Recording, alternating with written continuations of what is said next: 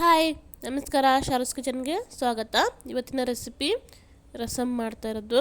ಸಿಂಪಲ್ಲಾಗಿ ರಸಮ್ ಮಾಡೋದು ಹೇಗೆ ಅಂತ ನೋಡೋಣ ಬನ್ನಿ. ಮೊದಲಿಗೆ ಒಂದು ಮಿಕ್ಸಿ ಜಾರಿಗೆ ನೋಡಿ ಇವೆಲ್ಲ ಐಟಮ್ಸ್ನ ಹಾಕ್ಕೋಬೇಕು. ಬೆಳ್ಳುಳ್ಳಿ, ಹುಣಸೆಹಣ್ಣು, ಇವಾಗ ಸ್ವಲ್ಪ ಕೊತ್ತಂಬರಿ, ಟೊಮೊಟೊ ತೋರಿಸ್ತೀನಿ ನೋಡಿ ಏನೇನು ಹಾಕ್ಕೋಬೇಕು ಅಂತ. ಸ್ವಲ್ಪ ಬೆಳ್ಳುಳ್ಳಿ, ಒಂದು 5-6 ಬೆಳ್ಳುಳ್ಳಿ, 2 ಒಣಮೆಣಸಿನ್ಕಾಯಿ ಹಾಕಿದ್ದೀನಿ, 1 ಹಸಿರು ಮೆಣಸಿನ್ಕಾಯಿ. ನಿಮಗೆ ಖಾರಕ್ಕೆ ಎಷ್ಟು ಬೇಕು ನೋಡಿ ಅಷ್ಟು ಹಾಕ್ಕೊಳ್ಳಿ. ಒಂದು ಸ್ವಲ್ಪ ಮೆಂತ್ಯಕಾಳು, ಒಂದು ಸ್ವಲ್ಪ ಜೀರಿಗೆ, ಒಂದು ಸ್ವಲ್ಪ ಧನಿಯಾ, ಒಂದು ಸ್ವಲ್ಪ ಕರಿಮೆಣಸು ಹಾಕಿದ್ದೀನಿ. ಅದರಲ್ಲೇ ಸ್ವಲ್ಪ ಹುಣಸೆಹಣ್ಣು ನೀರಲ್ಲಿ ನೆನೆಸಿರೋದು ಹಾಕಿರೋದು.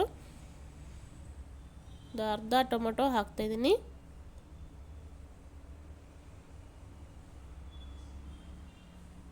ಅದಕ್ಕೆ ಒಂದು ಸ್ವಲ್ಪ ಕೊತ್ತಂಬರಿ ಸೊಪ್ಪು ಹಾಕಿ ಇವಾಗ ಇದನ್ನು ಮಿಕ್ಸಿ ಮಾಡ್ಕೋಬೇಕು.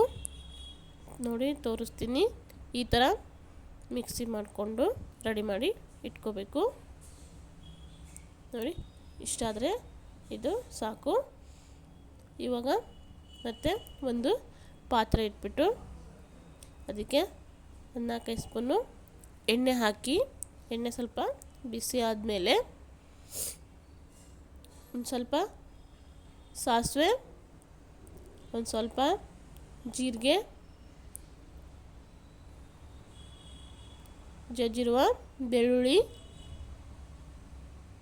2 ಒಣಮೆಣಸಿನ್ಕಾಯಿ, ಹಾಗೆ ಒಂದು ಸ್ವಲ್ಪ ಕರಿಬೇವು ಸೊಪ್ಪು, ಸ್ವಲ್ಪ ಇಂಗು ಹಾಕಿ ಸ್ವಲ್ಪ ಈ ಥರ ಮಿಕ್ಸ್ ಮಾಡ್ಕೊಳ್ಳಿ. ಇವಾಗ ಒಂದು ಅರ್ಧ ಟೊಮೊಟೊನ ಹಾಕ್ತಾಯಿದ್ದೀನಿ, ಕಟ್ ಮಾಡಿರೋ ಅರ್ಧ ಟೊಮೊಟೊ ಹಾಕಿ ಇದನ್ನ ಮಿಕ್ಸ್ ಮಾಡಿಕೊಂಡು ಆವಾಗಲೇ ಮಿಕ್ಸಿ ಮಾಡಿ ಇಟ್ಟಿದ್ವಲ್ಲ ಅದನ್ನು ಹಾಕಬೇಕು. ಇವಾಗ ಹಾಕ್ಬಿಟ್ಟು ಇದನ್ನ ಚೆನ್ನಾಗಿ ಕಲಿಸ್ಕೋಬೇಕು.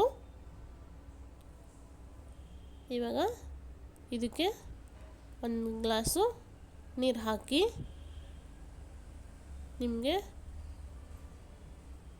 ಎಷ್ಟು ಬೇಕು ನೋಡಿ ಅಷ್ಟು ನೀರು ಹಾಕ್ಕೊಂಡು, ಎಷ್ಟು ತೆಳ್ಳಗೆ ಬೇಕೋ ಅಷ್ಟಕ್ಕೆ ನೀರು ಹಾಕ್ಕೊಳ್ಳಿ. ಇವಾಗ ಇದನ್ನು ಸ್ವಲ್ಪ ಚೆನ್ನಾಗಿ ಕುದಿಸ್ಕೋಬೇಕು. ಇವಾಗ ಇದಕ್ಕೆ ಮತ್ತೆ ನೀರು ಹಾಕ್ತಾಯಿದ್ದೀನಿ. ನೀರು ಹಾಕ್ಬಿಟ್ಟು ಒಂದು ಸ್ವಲ್ಪ ಅರಿಶಿಣ ಪುಡಿ,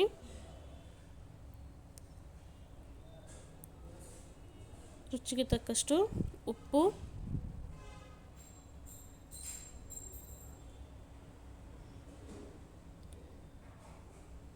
ಹಾಗೆ ಇನ್ನೊಂದು ಸಲ ಮತ್ತೆ ಚೆನ್ನಾಗಿ ಮಿಕ್ಸ್ ಮಾಡಿಕೊಂಡು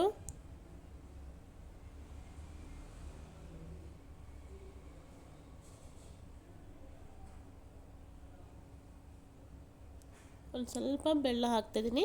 ನೀವು ಬೇಡ ಅಂದರೆ ಸ್ಕಿಪ್ ಮಾಡ್ಕೊಳ್ಳಿ. ಹಾಗೆ ಕೊತ್ತಂಬರಿ ಸೊಪ್ಪು ಹಾಕಿ ಇದನ್ನ ಚೆನ್ನಾಗಿ ಒಂದು 2-3 ನಿಮಿಷ ಕುದಿಸ್ಕೋಬೇಕು. ಇವಾಗ ನೋಡಿ ಸಿಂಪಲ್ಲಾಗಿ ರಸಮ್ಮು ರೆಡಿ ಆಗುತ್ತೆ. ನೋಡಿ ಈ ಥರ ಕುದಿ ಬರ್ತಾ ಇದೆ. ಇವಾಗ ಇಷ್ಟು ಕುದ್ರೆ ಇದು ರೆಡಿ ಆಯಿತು ಅಂತ ಅರ್ಥ. ತುಂಬ ಸಿಂಪಲ್ ಆಗಿದೆ. ನೀವು ಒಂದ್ಸಲ ಮನೇಲಿ ಟ್ರೈ ಮಾಡಿ. ಹಾಗೆ ಈ ವಿಡಿಯೋ ಇಷ್ಟ ಆದರೆ ಲೈಕ್ ಮಾಡಿ, ಶೇರ್ ಮಾಡಿ, ಸಬ್ಸ್ಕ್ರೈಬ್ ಮಾಡಿ. Thank you.